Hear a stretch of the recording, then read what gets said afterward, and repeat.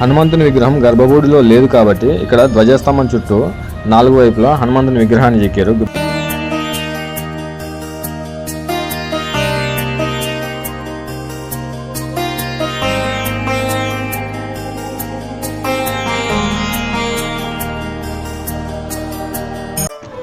ఈరోజు శంషాబాద్ దగ్గరలో ఉన్న అమ్మపల్లి దేవాలయానికి వెళ్తున్నాము. అమ్మపల్లి గ్రామంలోకి వచ్చిన తర్వాత రోడ్డు పక్కనే ఈ టెంపుల్ కనిపిస్తుంది. ఆపోజిట్గా ఆంజనేయ స్వామి విగ్రహం ఉంటుంది. లెఫ్ట్ సైడ్లో అమ్మపల్లి టెంపుల్కి వెళ్ళే దారి ఉంటుంది. మనకు ఆర్చ్ కనిపిస్తుంది. ఆర్చ్ లోపల నుంచి టెంపుల్కి వెళ్ళాలి. ఈరోజు వీకెండ్ అవ్వడంతో జనం మాత్రం చాలామంది వచ్చారు. ఈ అమ్మపల్లి టెంపుల్ మన రాష్ట్రంలో one of the oldest temple.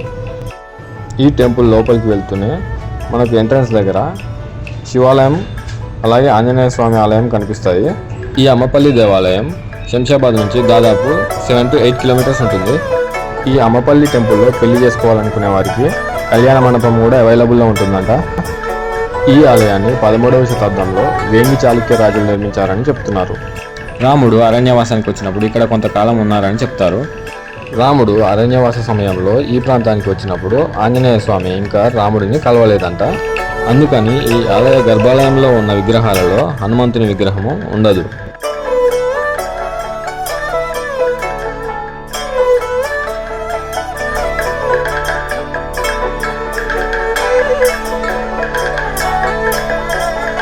దాదాపుగా అమ్మపల్లి టెంపుల్ గురించి అందరికీ తెలుసు.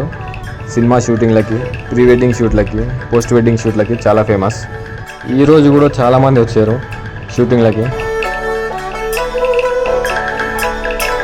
మనకు కనిపించే ఈ కోనేరు 500 years బ్యాక్ కట్టించారంట.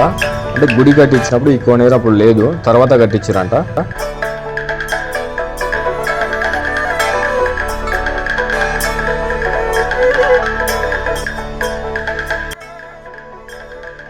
మనకి రైట్ సైడ్లో కనిపించే ఈ దర్వాజాలు లాంటి నిర్మాణాలు ముస్లిం ఆర్కిటెక్చర్ని రిఫ్లెక్ట్ చేస్తాయి.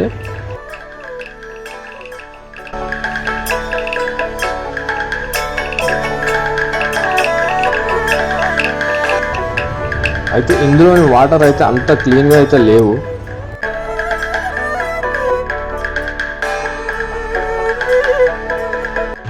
ఇది సమ్మర్ సీజన్ కాబట్టి వాటర్ అయితే ఎక్కువగా లేవు. బట్ షూట్స్ మాత్రం చాలా జరుగుతున్నాయి. ప్రీ వెడ్డింగ్ షూట్స్ అనుకుంటా ఇవన్నీ. చుట్టూ కొబ్బరి చెట్లు, మధ్యలో కోనేరు. అంటే చూడడానికి కొంచెం ప్లెజెంట్గా బాగుంది లొకేషన్.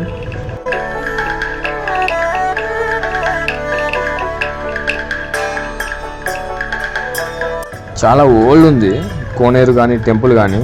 అంటే మళ్ళీ రికన్స్ట్రక్షన్ చేయలేదు, జస్ట్ ఎట్లా ఉందో అట్లానే ఉంచేసారు.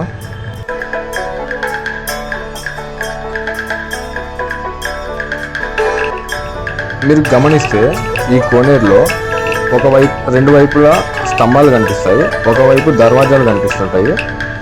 హిందూ ముస్లిం యూనిటీకి గుర్తుగా హిందూ ముస్లిం ఆర్కిటెక్చర్ రెండు కలిపి ఈ కోనేరు నిర్మించడం జరిగింది.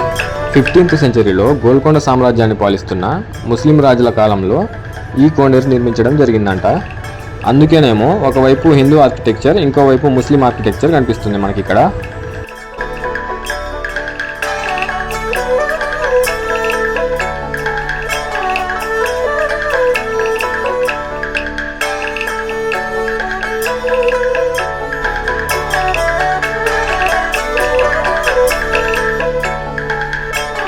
ఇది వచ్చేసి శ్రీరాముల వారి మండపము. ఆ పక్కన కనిపించే మనకు గడి లాంటి నిర్మాణంలో అమ్మవారు ఉన్నారు. ఈ మండపం పైనుంచి చూస్తే మనకు టెంపుల్ వ్యూ ఇట్లా కనిపిస్తుంది. పక్కనే వంటశాల కూడా ఉంది. మనకి ఎత్తైన ఈ ఆలయ గోపురం కనిపిస్తుంది కదా, ఈ ఆలయ గోపురాన్ని స్ఫూర్తిగా తీసుకొని చార్మినార్ నిర్మించడం జరిగిందంట.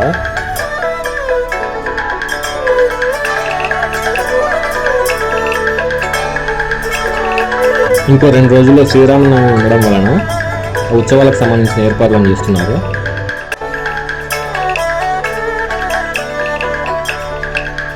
హనుమంతుడు గర్భగుడిలో ఉండడం చెప్పుకున్నాం కదా, ఇక్కడ ధ్వజస్తంభం కింద చిన్న గుడిలో ఉంటాడు.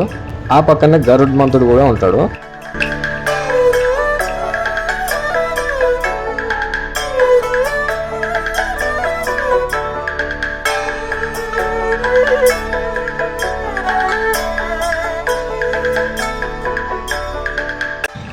హనుమంతుని విగ్రహం గర్భగుడిలో లేదు కాబట్టి ఇక్కడ ధ్వజస్తంభం చుట్టూ 4 వైపులా హనుమంతుని విగ్రహాన్ని చెక్కారు ధ్వజస్తంభానికి. అతి పురాతనమైన ఈ అమ్మపల్లి టెంపుల్ని మీరు కూడా తప్పకుండా విజిట్ చేయండి, మమ్మల్ని ఎంకరేజ్ చేయండి. If you like my video please do like and subscribe.